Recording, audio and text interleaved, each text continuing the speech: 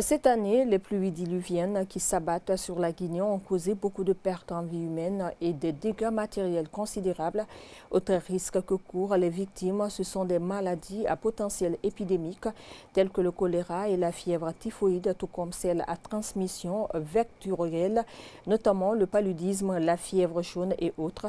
Pour pallier à toute éventualité, le ministère de la Santé et de l'Hygiène publique, avec l'appui de ses partenaires, prend le devant pour éviter toute propagation de maladies transmissibles par ces eaux impropres à la consommation. Pour ce faire, l'antenne de la Croix-Rouge guinéenne de Farana a procédé à la remise d'un lot de kits d'oxygène aux populations riveraines du Niger victimes de ce fleuve. Tamba Michel Ifono. Contrairement à l'année dernière, le fleuve Niger connaît une crue considérable. Même si aucun cas de perte en vie humaine n'est enregistré à ce jour, des dégâts matériels importants sont tout de même signalés par endroits. Pour éviter tout autre risque lié à cette crue, le ministère de la Santé et de l'Hygiène publique, à travers la DPS de Farana, appuyé par ses partenaires, notamment la Croix-Rouge guinéenne, opte pour la prudence.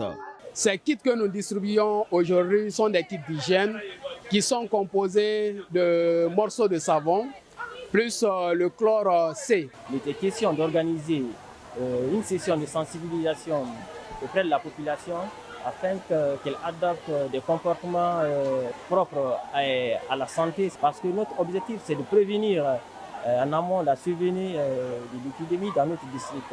Ayant bénéficié de ce don, ces riverains du fleuve Niger ne cachent pas leurs sentiments.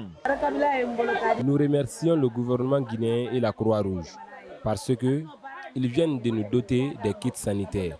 Cela va nous permettre d'éviter plusieurs maladies. Mesurant l'importance de cette initiative, le préfet de Farana ne s'est pas fait représenter à cette cérémonie. Profitant de cette occasion, il a fait des recommandations aux riverains du fleuve Niger. Faire en sorte que les gens évitent les maladies hydriques.